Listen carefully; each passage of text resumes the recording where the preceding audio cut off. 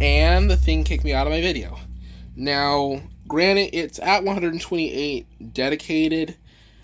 That's, that's the okay. As long as that shared number goes up, you should be fine, because what happens is your system when it processes stuff, especially with your GPU, it shares the graphics memory with your RAM. Integrated GPUs do. I'm gonna show you Task Manager so that you can see it for yourself. You're gonna go into the performance section. I'll hit full screen. Welcome to part 2, by the way, for those who are wondering. See your shared GPU memory, 0.4 out of 7.9. So whenever you have a video processing, like 3D video that has to be processed, or if you're playing like a game like Destiny 2, for example, or Forza, what you mainly want to see is you want to see that there's only that one spike. You want to see that the shared GPU memory is no more than what it's supposed to be, which is usually, for me, I would say the rule of thumb is that anything above 1.5 gigabytes lower than the shared video memory. So like if I have 8, that means that 6.5 video memory should be the max that your video memory reaches, as a general rule of thumb, for those who are wondering, in order for everything to work smoothly.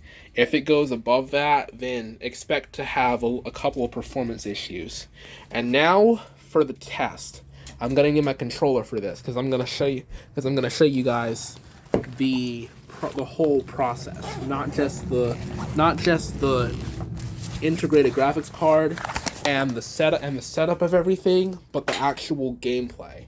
I'm gonna test it on Forza. I'm gonna test it on Forza 4 because I've tested it before on the 6 gigabyte shared memory when I had 12 gigabytes of RAM. I'm gonna test it on Forza 4, and we're gonna definitely see. You're gonna see a little bit of a difference. Now I'm not sure as to the amount of difference that it makes, but it's certainly more significant than 8 or 12. I will tell you that.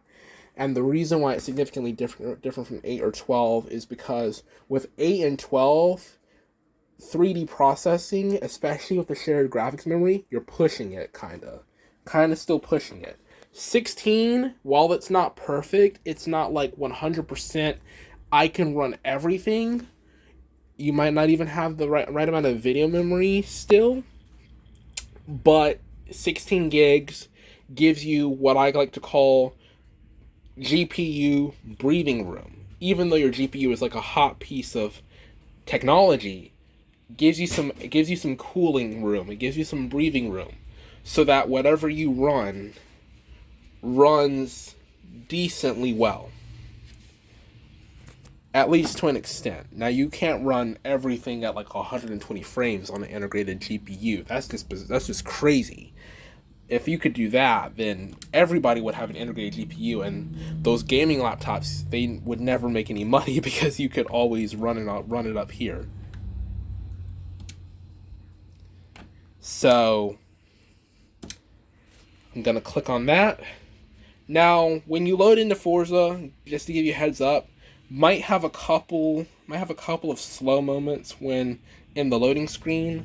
That's to be expected. Now I'm just gonna wait a little bit here because it's gonna go. My thing went black screen for just a second. That's that Forza's loading right now.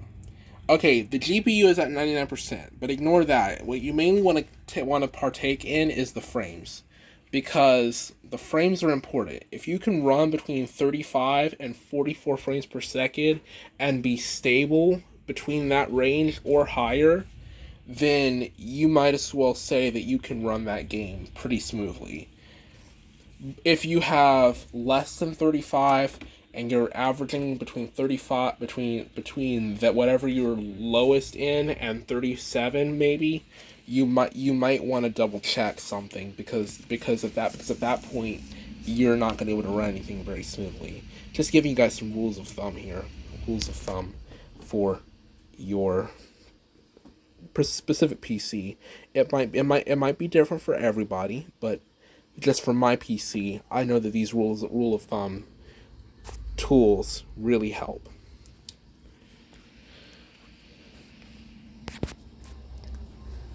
By the time you're gonna get this video, it's gonna be in 2 parts because my video cut off on me in part 1. So just a heads up. Okay, look at that. I'm averaging around 35, 37. That's not bad. Now I'm at 40. I'm at 40 in the corner, looking around 35, 39, 40, 41, 42. That's where I want to be.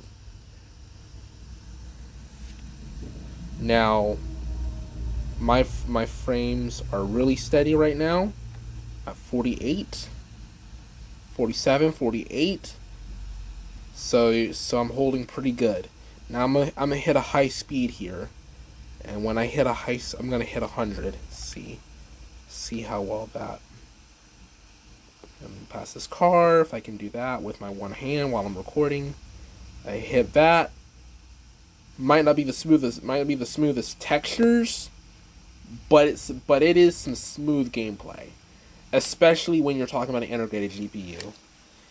So anyway, that's the test. Now, I was gonna test it on a high frame game like Destiny 2, but the one thing I will say about those games is they require a lot of processing power. And also the heat, you can tell by my fan noise that is coming from my laptop, if you can hear it, that something like that is definitely going to be super hot on my laptop. So I'm not really going to worry about that.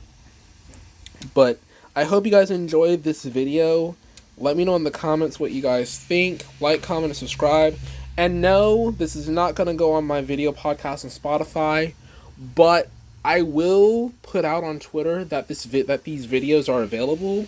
And if you like these videos and you guys want to see me put them on Spotify, or do like an audio tutorial that you can listen to while you're trying to do your PC, then leave me the like and subscribe, and leave me a comment that says you want it, and I'll go back in, record it, and do it for you. Of course, you guys will I'll have the video to couple with it, and you guys can listen to it wherever you get your podcast if that's what you guys so request me to do. Alright then, you guys, I'll see you guys in the next video, and stay tuned because I think I might start my Madden series back up here in about a couple weeks.